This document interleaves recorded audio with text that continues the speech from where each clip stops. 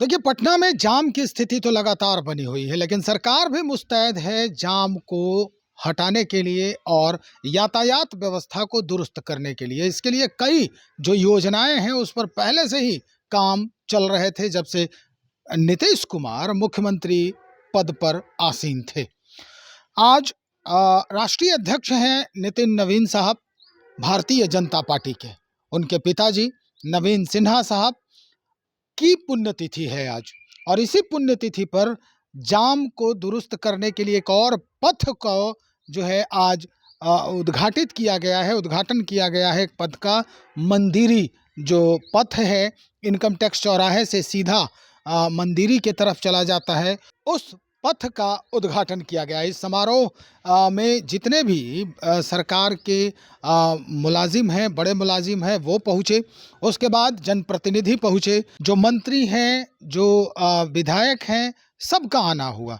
खास करके भारतीय जनता पार्टी से जो भी लोग संबंधित हैं, उनका यहाँ शिरकत करना लाजिम हो गया था।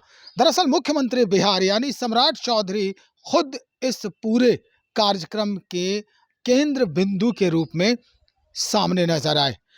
उनका अभिभाषण जो है और जो अनुभव है, वो सुनना बड़ा महत्वपूर्ण है। वो क्या कहना चाह रहे हैं, सुनिए। आज नवीन किशोर सिन्हा जी के पुण्यतिथि के अवसर पर हम लोग इस कार्यक्रम का आयोजन कर रहे हैं। मैं सर्वप्रथम उनके चरणों में श्रद्धा सुमन अर्पित करता हूं और भगवान से ये भी कामना करता हूं, जहां भी हैं हम लोग को लगातार आशीर्वाद देते रहे। आज हमारे लिए गौरव का क्षण है कि मंदिरी नाला का जीर्णोद्धार, और पिछले 40-45 साल से मैं इस शहर को देख रहा हूं, और 81 से जब से पटना आया, क्योंकि बगल में वीरचंद पटेल पथ में पिताजी रहते थे, तो इस पूरे इलाके को देखता रहा। और ये नाला फिर बड़ा नाला बना, और धीरे धीरे इस पूरे इलाके के लिए एक अभिशाप दिखता था। लेकिन मैं धन्यवाद देना चाहता हूं तत्कालीन मुख्यमंत्री नीतीश कुमार जी को, और हमारे भाई जो आज राज्यसभा के सांसद हैं आदरणीय नितिन नवीन जी को, जिन्होंने ये चिंता किया कि मंदिरी नाला का जीर्णोद्धार करना है और इस पर 4 लेन सड़क बनाना है। आज बन गया साथियों, मैं दोनों का धन्यवाद कर रहा हूं। और आगे भी नितिन जी, जब मैं वित्त मंत्री था तो इन्होंने कहा आधा काम तो हो गया, आगे इसको मैरिन ड्राइव से जोड़ दीजिए।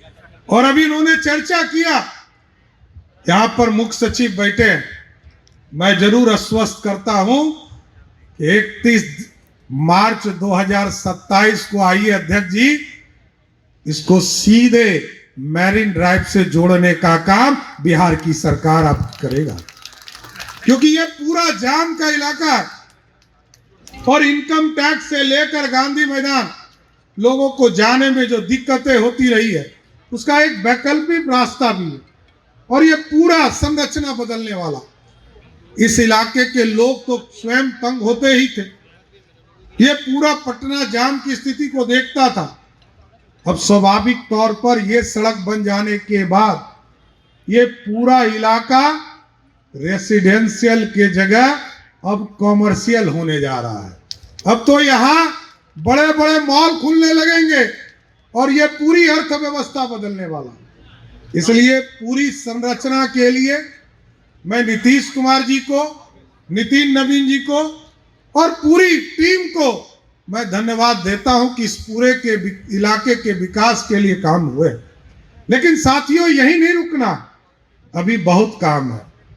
अभी पटना के दोनों तरफ नए शहर बनाना है साथियों, चाहे वो पाटलिपुत्रा के नाम पर लगभग 66,000 एकड़ जमीन में नया टाउनशिप हम बनाने जा रहे हैं, और गंगा के उस पार जो हरिहर बाबा का इलाका है, जो सोनपुर का इलाका है, उस इलाके में भी हरिहरनाथपुर बनाने का काम हमारी सरकार ने शुरू कर दिया है साहब।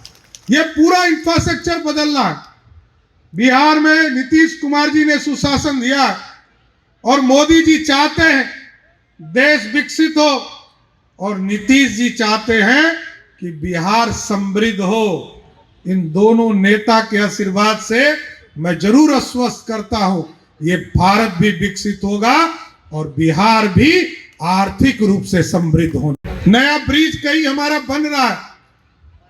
अगले 1 महीने के अंदर ये जो दीदारगंज से लेकर कच्ची दरगाह होते हुए राघोपुर होते हुए हाजीपुर पुल जा रहा, इसका भी उद्घाटन हम लोग करेंगे, जिससे कि नया रास्ता नॉर्थ बिहार को देने का काम किया जाएगा। और इसके साथ साथ कई चीजें, सड़क बन रहा है, रेलवे का विस्तार हो रहा है, एयर ट्रैफिक हम ठीक कर रहे हैं। एयर ट्रैफिक में सोनपुर में नया एयरपोर्ट बना रहे हैं, बगल में बीटा में नया एयरपोर्ट बना रहे हैं और पटना एयरपोर्ट को भी ठीक करेंगे। इसके लिए भी एक हाई लेवल कमेटी हमने भारत सरकार के सचिव के अध्यक्षता में निर्देशित किया है कि इसको बनाइए कि पटना के लोग सेफ लैंडिंग कर सके, इसकी भी चिंता करना है।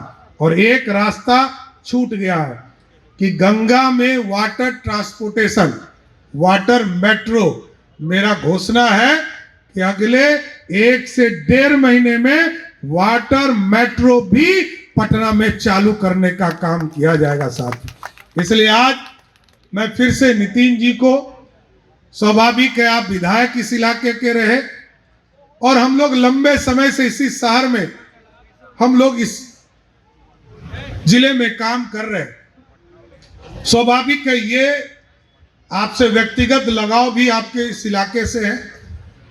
कई कार्यकर्ता आपके साथ काम करते रहे मंदिरी नाला के तौर पर।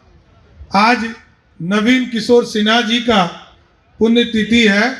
मैं जरूर मुख्य सचिव जी से कहूँगा कि अगले साल जब पुण्यतिथि इनकी रहे तो यहाँ नवीन किशोर सिन्हा जी के एक मूर्ति बनाने का काम भी हम लोग करें, इसकी व्यवस्था करना है। इसलिए साथियों, मैं फिर से सबको बधाई देता हूँ, शुभकामना देता हूँ। और आज पटना को एक वैकल्पिक रास्ता मिला है। पटना को ट्रैफिक से के जाम से अब निजात मिलेगा।